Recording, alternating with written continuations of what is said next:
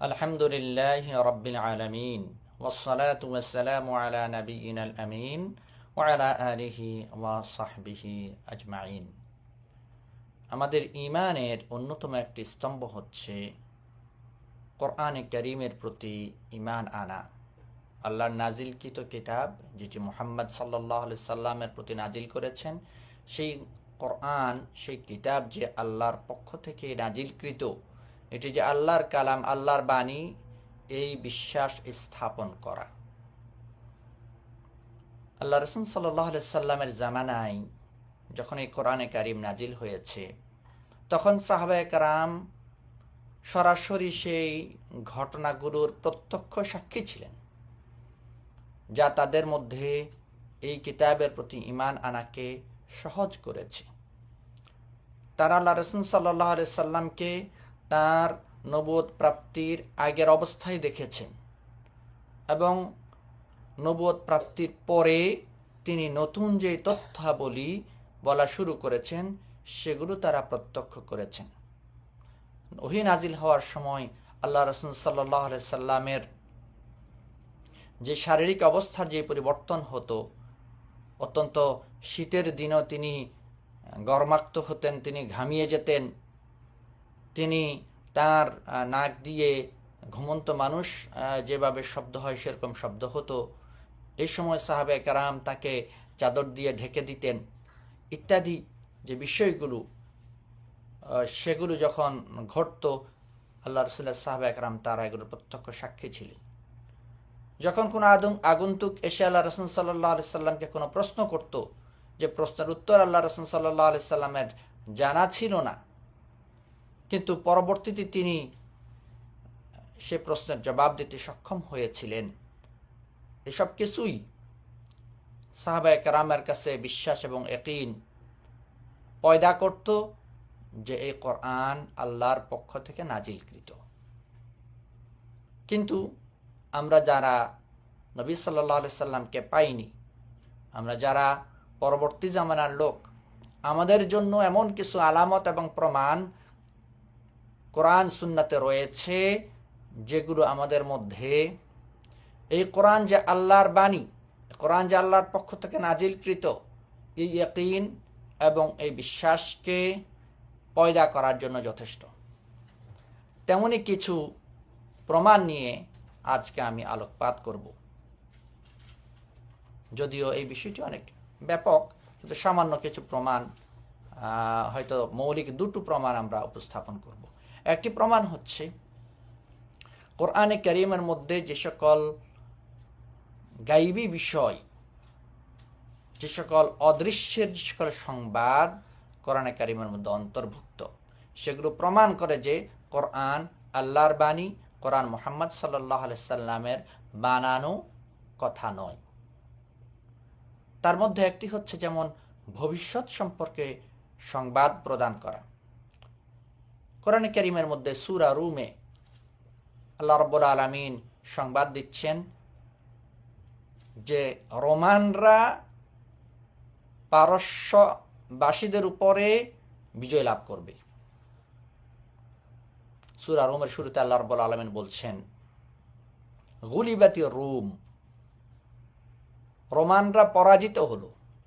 ফি আদনাল আরদি, ফি আদনাল আরদ, আর উদ্দেশ্য হচ্ছে শাম, মানে শামে রোমানরা পরাজিত হলো। ওয়াহুম মিন বা'দি গালাবিহিম সায়াগলিবুন, এই পরাজয়ের পর তারা বিজয়ী হবে, অর্থাৎ পারসিকদের উপরে তারা বিজয়ী হবে। ফি বিদ'i সিনিন, কয়েক বছরের মধ্যেই। আরবিতে বিদ'ন শব্দটি ব্যবহৃত হয় 3 থেকে 10 সংখ্যা বোঝানোর ক্ষেত্রে।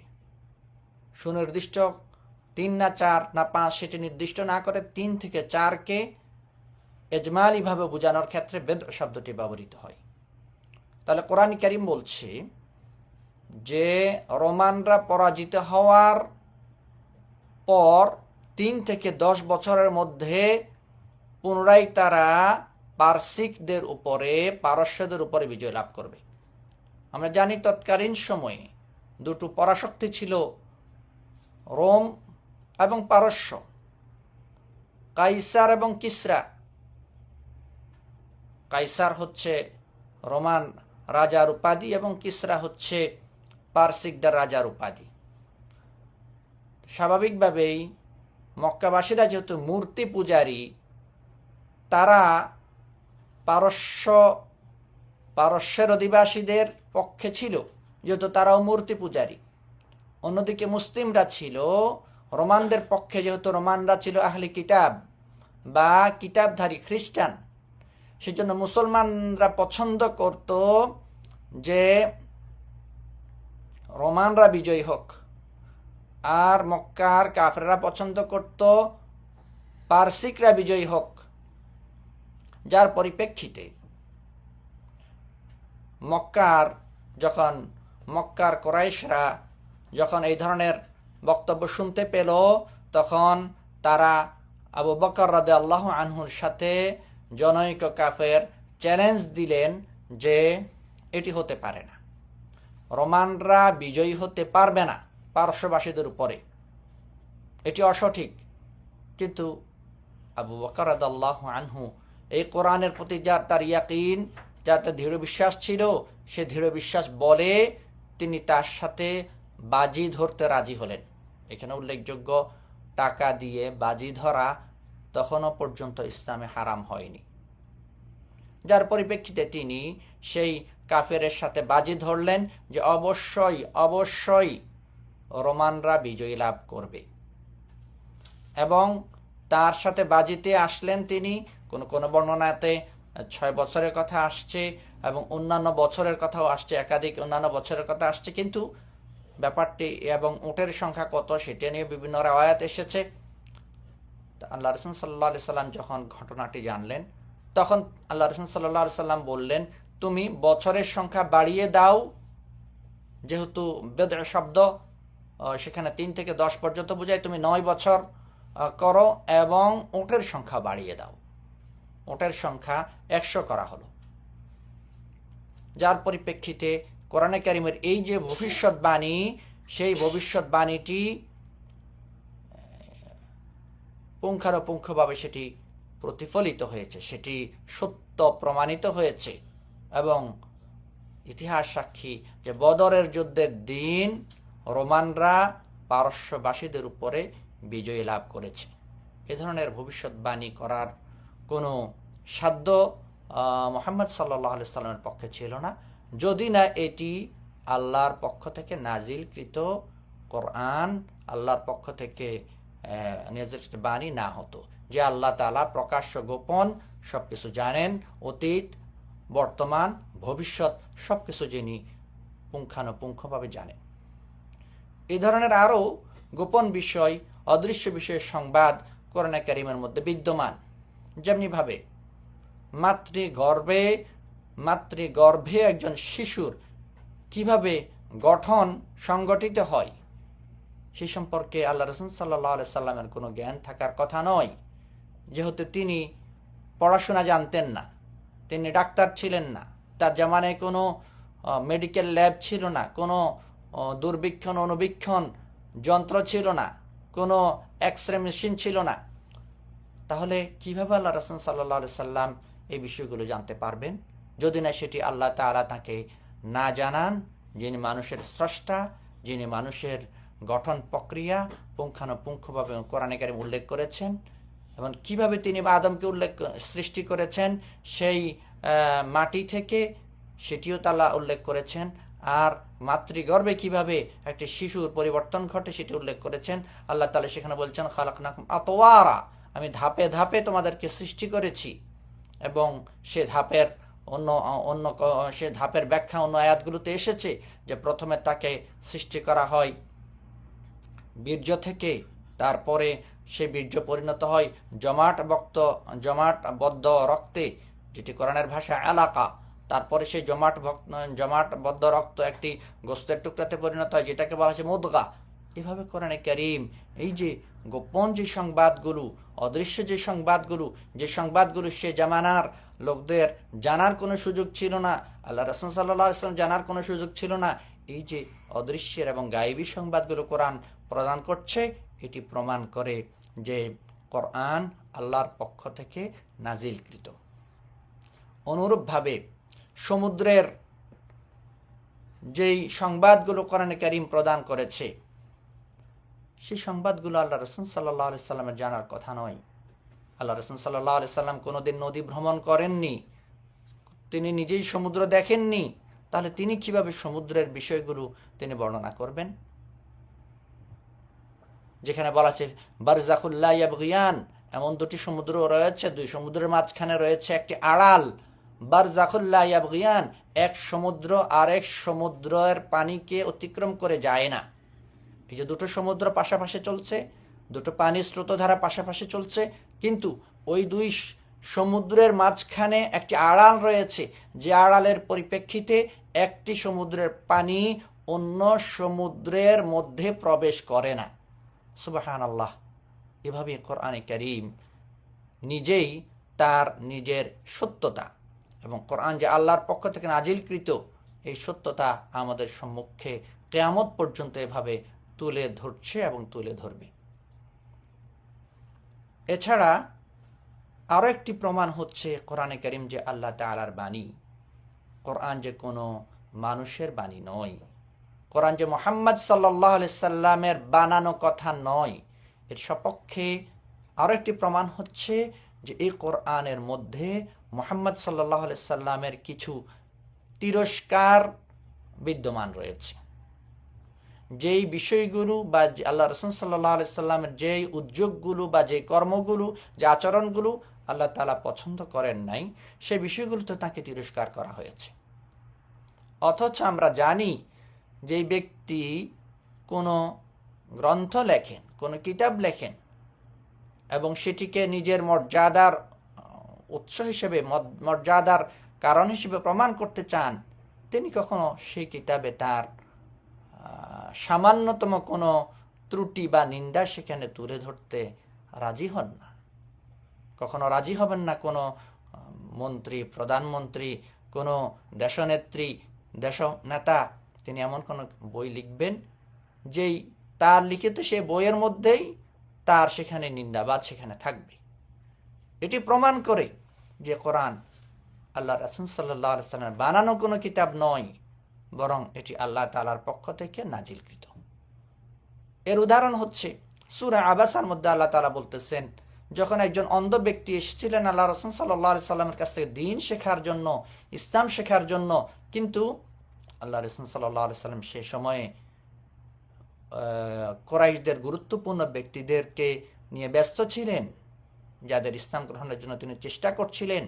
তিনি সেই অন্ধ সাহাবীর প্রতি সেভাবে মনোযোগ দিতে পারেননি, মনোযোগ দেননি। তার এই বিষয়টি আল্লাহ তাআলা অপছন্দ করেছেন। অপছন্দ করে তিনি একটি সূরার নাজিল করেছেন আবাসা। সেই সূরার শুরুতে তিনি বলছেন, আল্লাহ তাআলা বলেন আবাসা ওয়া তাওয়াল্লা আন জাআহুল আ'মা। আবাসা, তিনি চেহারাকে কুঁচকে ফেললেন এবং মুখ ফিরিয়ে নিলেন। আবাসা ওয়া তাওয়াল্লা আন জাআহুল আ'মা, অন্ধ লোকটি যখন তার কাছে আসলো। ওয়া মা ইউদরিকা লাআল্লাহু ইয়াযাক্কা, কিসে আপনাকে জানাবে সে হয়তো পরিশুদ্ধ হবে। আও ইয়াযাক্কারু ফাতানফাআহু যিকরা, কিন্তু আও ইয়াযাক্কারু, কিংবা সে উপদেশ গ্রহণ করবে যে উপদেশ তাকে উপকৃত করবে। ওয়া আম্মা মান ইস্তাগনা, এবং সেখানে আল্লাহ আরো বলছেন, আর যে ব্যক্তি নিজেকে অমুখাপেক্ষী মনে করে, আপনি তার প্রতি মনোযোগী। এইভাবে আল্লাহ রাব্বুল আলামিন কোরআনে কারীমের মধ্যে আল্লাহ রাসূল সাল্লাল্লাহু আলাইহি সাল্লামের তিরস্কার করেছেন এই সূরা শুরুতে, যা প্রমাণ করে এ কোরআন আল্লাহ রাসূল সাল্লাল্লাহু আলাইহি সাল্লাম বানানো নয়, বরং এই কোরআন আল্লাহ তাআলার পক্ষ থেকে নাজিলকৃত। অনুরূপভাবে কোরআনে কারীমের মধ্যে এমন কিছু বিষয় উল্লেখ করা হয়েছে, উদ্ধৃত হয়েছে, যেটি আল্লাহ রাসূল সাল্লাল্লাহু আলাইহি সাল্লামের জন্য কিছুটা বিব্রতকর, যেমনটি আল্লাহ রাসূল সাল্লাল্লাহু আলাইহি সাল্লাম সাল্লামের স্ত্রী আয়েশা রাদিয়াল্লাহু আনহা এর উপরে যেই অপবাদ বা তুহমতটা দেয়া হয়েছিল যে তিনি ব্যভিচারে লিপ্ত হয়েছেন, এই ঘটনাটি নিয়ে আল্লাহ রাসূল সাল্লাল্লাহু আলাইহি সাল্লাম প্রায় 1 মাসের বেশি সময় পেরেশানিতে ছিলেন। তিনি এই বিষয়টিকে সমাধান করতে পারছিলেন না।